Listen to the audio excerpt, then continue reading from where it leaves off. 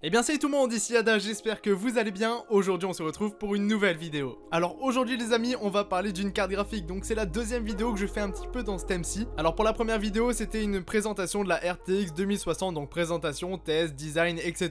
Donc vous l'avez peut-être déjà vu, sinon je vous la mets en description. Et aujourd'hui les amis, on se retrouve pour la présentation, le test et tout ce que vous voulez sur la GTX 1660 Ti de chez Asus ROG. Alors dans cette vidéo, je vais légèrement rentrer dans les détails, mais on va surtout quand même vulgariser pour que tout le monde comprenne. Et ce qui vous intéresse aussi, c'est les tests in-game, donc il y en aura bien sûr dans cette vidéo. Donc cette vidéo va être découpée en différentes parties. Donc premièrement on va s'attarder sur le design de cette carte graphique parce que franchement il vaut le coup. Ensuite on parlera bien sûr des caractéristiques parce que c'est un point très important. C'est une carte qui est vraiment boostée, qui est overclockée d'origine, donc franchement faut en parler. Après j'ai aussi réalisé pour vous une petite comparaison entre une RTX 2060 et cette carte graphique-ci sur 3D Mark directement, donc on pourra comparer un petit peu au niveau des scores. Pour finir vous aurez bien sûr le test de cette carte graphique parce que c'est un point très important. J'ai réalisé ça sur plusieurs jeux. Et enfin vous aurez la conclusion et mon avis général sur cette carte graphique. Enfin bref les amis, maintenant que tout ça est dit, on commence directement cette vidéo avec le design de cette carte graphique.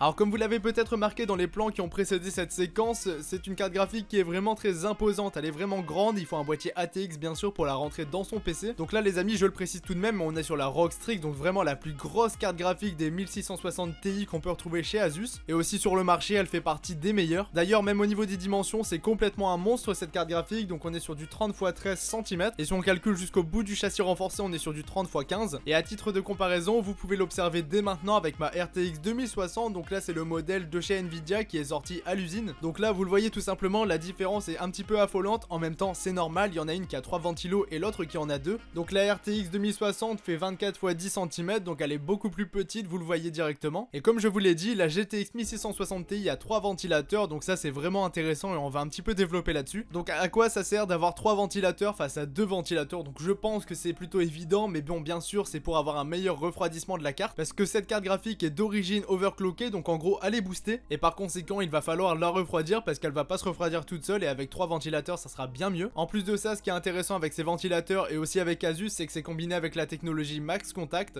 Donc pour faire simple, avec cette techno le refroidissement sera vraiment optimal. Et pour en revenir un petit peu sur le design de cette carte graphique, hormis les ventilateurs on peut retrouver une backplate qui est vraiment intéressante et qui est plutôt jolie je trouve. C'est bien sûr beaucoup plus joli que toutes les cartes graphiques qui n'en possèdent pas. Moi je trouve que c'est important d'en avoir une parce que c'est ce qu'on va voir si on a une vitre dans son PC. Et après pour finir avec le design de cette carte graphique, au niveau des RGB ils sont présents, ils sont plutôt discrets tout de même. Et après via les logiciels vous allez bien sûr pouvoir régler la couleur des RGB. Donc là les amis, on en a terminé avec la partie design de cette carte graphique, donc n'hésitez pas à me dire ce que vous en pensez dans les commentaires. Moi le seul point entre guillemets noir que j'ai à donner sur le design de cette carte graphique, c'est simplement au niveau du port PCI Express. Donc il se situe à l'avant alors que par exemple sur ma RTX il est sur le côté, et je trouve qu'au niveau du cable management ça peut rendre beaucoup mieux quand il est sur le côté. Après bien sûr c'est vraiment pas grand chose, hein. Là je chipote un petit peu, mais bon fallait bien trouver un petit point un petit peu moins bien que les autres. Alors maintenant les amis, on enchaîne directement avec les caractéristiques de cette carte graphique. Donc si vous voulez comparer cette carte graphique avec les anciens modèles, donc on se retrouvera plus ou moins avec l'équivalence d'une GTX 1070. Et la GTX 1070, je vous rappelle quand même que c'était une très bonne carte graphique qui tournait tous les jeux à l'époque, et même à l'heure actuelle ça fait encore amplement le travail. Donc cette nouvelle gamme de cartes graphiques est aussi basée sur l'architecture Turing, donc comme pour les RTX. Donc c'est une architecture que j'ai présentée plus en détail sur ma vidéo RTX, donc je vous la mets en description. Mais pour faire simple, c'est exactement la même architecture que pour les cartes RTX, sauf qu'elle ne possède pas les technologies de ray tracing. Donc en gros la différence avec cette carte et une RTX 2060 par exemple, ça va être au niveau de la beauté du jeu vidéo. On va pas pouvoir la pousser au même niveau, mais après le public visé par cette carte ça sera vraiment pas le même. Là on sera vraiment sur une carte qui va être destinée aux youtubeurs, aux streamers et aussi aux joueurs qui cherchent un petit peu la performance dans le gaming, alors que la gamme RTX va bien sûr être destinée au même genre de personnes, mais aussi plutôt aux personnes qui vont chercher la beauté du jeu vidéo. Et si je dois prendre mon cas personnel, au niveau du ray tracing je peux m'en servir bien sûr comme j'ai une RTX, mais pour le moment il est disponible sur quelques jeux mais pas sur tous les jeux, donc pour l'instant je ne m'en sers pas. Mais après au niveau de l'avenir c'est sûr que ça peut évoluer à ce niveau là. Ensuite il y a un second point que j'ai trouvé sympathique sur cette carte graphique, c'est au niveau de la poussière. Donc elle a un filtre anti-poussière en gros qui va protéger la carte mère, et bien sûr plus on limite la poussière au niveau de la carte plus ça va être intéressant. Après vous pouvez aussi bien sûr combiner ça avec un boîtier qui pourra aussi filtrer la poussière. Donc ça c'est un petit détail un petit peu simpliste, mais je trouve que c'est important de le préciser tout de même.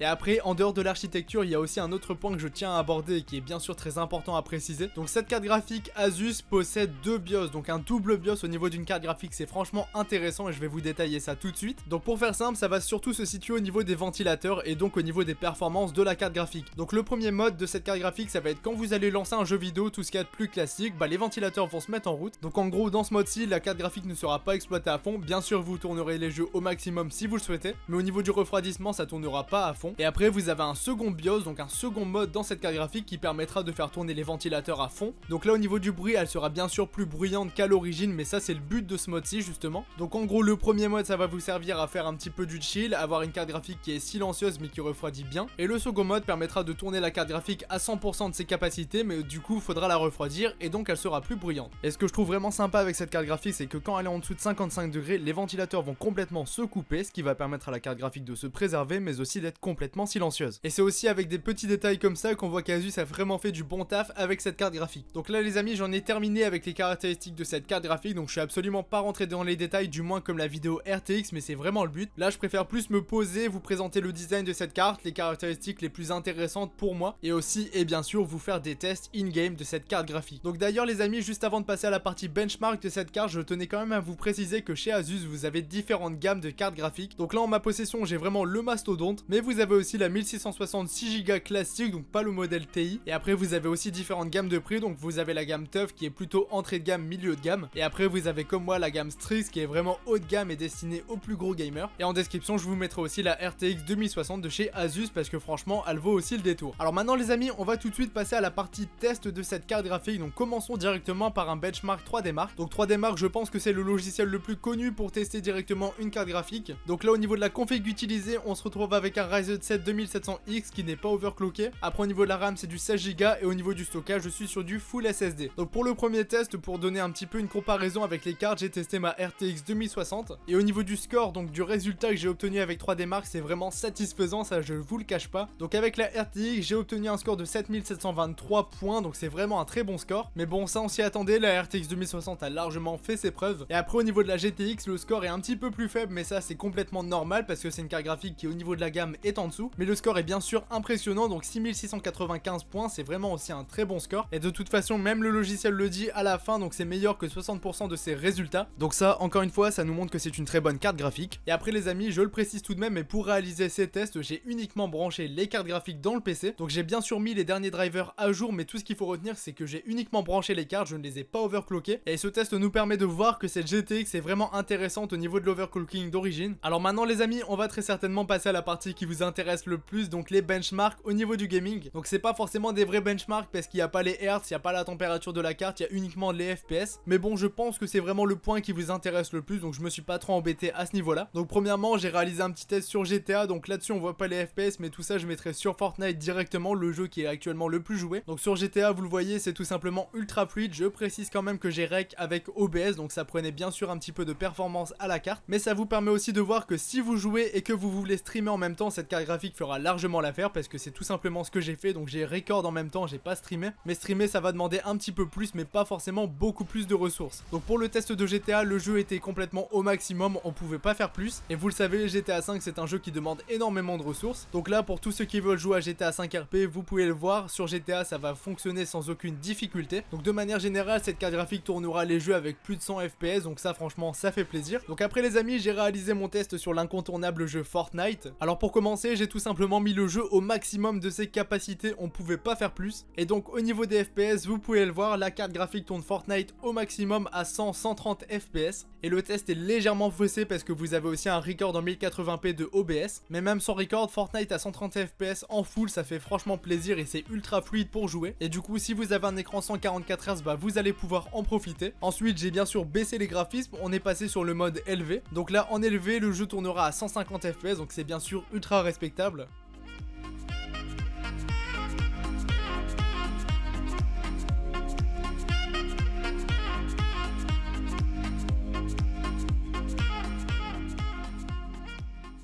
Donc si vous avez vraiment un gros écran gamer au niveau de la fréquence, si vous cherchez vraiment les performances, bah vous vous mettez en moyen sur le jeu. Et là ça tournera directement à 250 fps, donc là c'est franchement énorme. Et si vous mettez tout en faible, vous allez tourner Fortnite environ à 350 fps. Après bien sûr je vous conseille pas de mettre le jeu en faible, surtout avec une carte graphique comme ça serait un petit peu inutile. Et j'ai aussi réalisé un dernier test pour tous ceux que ça intéresse, donc si vous mettez tout en faible sauf le render distance, vous tournerez autour des 300 fps, donc ça c'est franchement aussi très respectable. Et bien voilà les amis, on entame la dernière partie de cette vidéo avec la conclusion. Alors pour moi cette carte graphique sera vraiment intéressante si vous cherchez une carte graphique de dernière génération de chez Nvidia et que tout ce qui est Ray Tracing et DLSS ça ne vous intéresse pas forcément. Et pour faire plus simple, je pense que le public vraiment destiné de cette carte graphique, ça sera vraiment les gamers qui cherchent les performances. Et après si vous êtes youtubeur ou streamer, cette carte graphique sera vraiment excellente pour vous sans trop dépenser d'argent. Donc d'ailleurs au niveau du prix je l'ai pas encore cité, donc cette carte coûte 370 €. Donc ça peut être cher pour certains, ça peut être pas cher pour d'autres, ça dépendra de votre budget pour votre PC. Mais vous pouvez bien sûr caler cette carte graphique dans un PC à 700-800 € sans aucune difficulté. Et bien voilà les amis, j'en ai maintenant terminé avec cette vidéo, donc j'espère vraiment qu'elle vous aura plu, j'espère vous avoir aidé. Si vous avez des questions, n'hésitez pas à me les poser dans les commentaires. Moi de mon côté, je tenais vraiment à remercier Asus de m'avoir fourni cette carte graphique pour un test. Donc c'était Yada, je vous dis à la prochaine pour une nouvelle vidéo. Salut tout le monde!